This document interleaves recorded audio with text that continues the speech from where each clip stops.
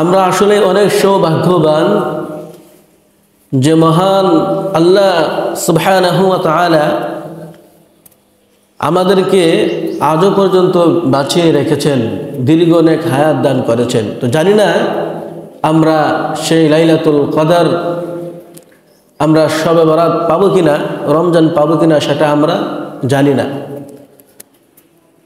তবে এখন আমাদের প্রত্যেকের উচিত মহান রব্বুল আলামিনের দরবারে দোয়া করা, কাকুতি মিনতি করা, কান্নাকাটি করা যে আল্লাহ তুমি আমাকে হায়াত দান করেছ, এতদিন বাঁচিয়ে রেখেছ, সেই রমজানের শেষ দিন পর্যন্ত, শেষ ইফতার পর্যন্ত, ঈদের নামাজের সেই দোয়া পর্যন্ত তুমি আমাকে বাঁচিয়ে রেখো। এটা তোমার কাছে আমার আরজি। গত শবে বরাত অনেকেই ছিল, আপনাদের সাথে একসাথে এই মসজিদে নামাজ পড়তে আসছিলেন। আজকে এদের মধ্যে থেকে অনেকেই হয়তো বা নেই, আছেন এরকম নেই। আল্লাহ তাআলা আমাদের প্রত্যেককেই রমজান পর্যন্ত হায়াতে তাইয়্যিবা দান করুক, আমাদের হায়াতকে বৃদ্ধি করে দেখ।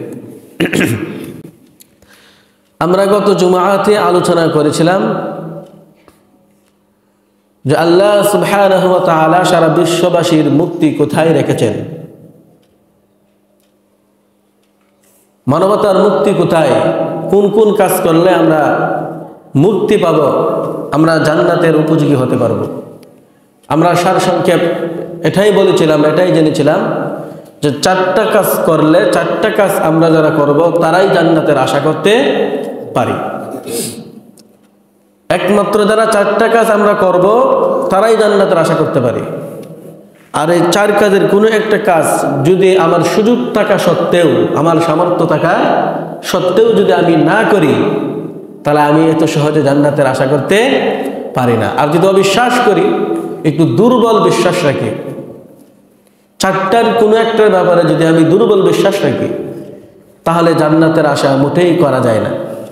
নাম্বার 1, ইমানের উপর থাকতে হবে, ইমান নিয়ে বিদায় হতে হবে। নাম্বার 2, সৎ কাজ করতে হবে, নেক কাজ করতে হবে, অর্থাৎ কোনো হারাম কাজে লিপ্ত হওয়া যাবে না। ওয়াজিব, ফরজ ওয়াজিব সুন্নতে মুআক্কাদার প্রতি খুব গুরুত্ব দিতে হবে। নাম্বার 3, সৎ কাজের আদেশ করতে হবে, অসৎ কাজ থেকে নিষেধ করতে হবে সামর্থ্য অনুযায়ী।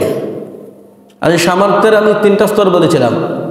1 নম্বর, যদি আমার সামর্থ্য থাকে আমি সাথে সাথে এটা বন্ধ করে দিব, অসৎ কাজটাকে আমি সাথে সাথে বন্ধ করে দিব, আমার শক্তির বলে, আমার ক্ষমতার বলে। যদি আমার এরকম সামর্থ্য থাকে, আমি সাথে সাথে বন্ধ করে দেওয়ার আমার সামর্থ্য আছে, কিন্তু আমি বন্ধ করে নাই, তাহলে আমি দায়মুক্ত হব না, আল্লাহর কাছে আমাকে জবাব দিতে হবে, আমি কেন বন্ধ করলাম না। 2, আমার যদি সামর্থ্য থাকে নিষেধ করার, বন্ধ করার আমি করতে পারবো না, তবে আমি নিষেধ করতে পারবো যে ভাই এই কাজটা ভালো না, এটা করা যাবে না, তাহলে আমি মৌখিকভাবে আমি এদেরকে নিষেধ করব। যদি আমার তাও সামর্থ্য না থাকে, আমি নিষেধও করতে পারবো না, আমার নিষেধ তারা মানবে না, বরং উল্টোভাবে আমার উপর তারা আক্রমণ করবে। আর যদি আমার এরকম সামর্থ্য থাকে না, আমি নিষেধ করতে পারবো, বন্ধ করতে না পারবো, অন্তত আমি নিষেধ করতে পারবো, কিন্তু আমি নিষেধ করি নাই, তাহলে আমি দায়মুক্ত হব না, আল্লাহর কাছে আমাকে জবাব দিতে হবে। ওই লোকেরা ওই নিষিদ্ধ কাজটা করে যেই গুনাহ, আমি নিষেধ করার সামর্থ্য থাকা সত্ত্বেও নিষেধ করি নাই, আমাকে আল্লাহর কাছে জবাব দিতে হবে, তুমি কেন নিষেধ করো নাই, তোমার তো সামর্থ্য ছিল, তোমার তো দায়িত্ব ছিল। নাম্বার 3, যদি আমার নিষেধ করার সামর্থ্য না থাকে, অন্তত আমার অন্তর দিয়ে ঘৃণা করতে হবে। আল্লাহ রাসূল বলেন এই 3য় স্তরটা হলো সবচেয়ে দুর্বল ইমানের পরিচয়। আল্লাহ আমাদেরকে আমাদের সামর্থ্য অনুযায়ী অসৎ কাজ থেকে বাধা প্রদান করার তৌফিক দান করুন।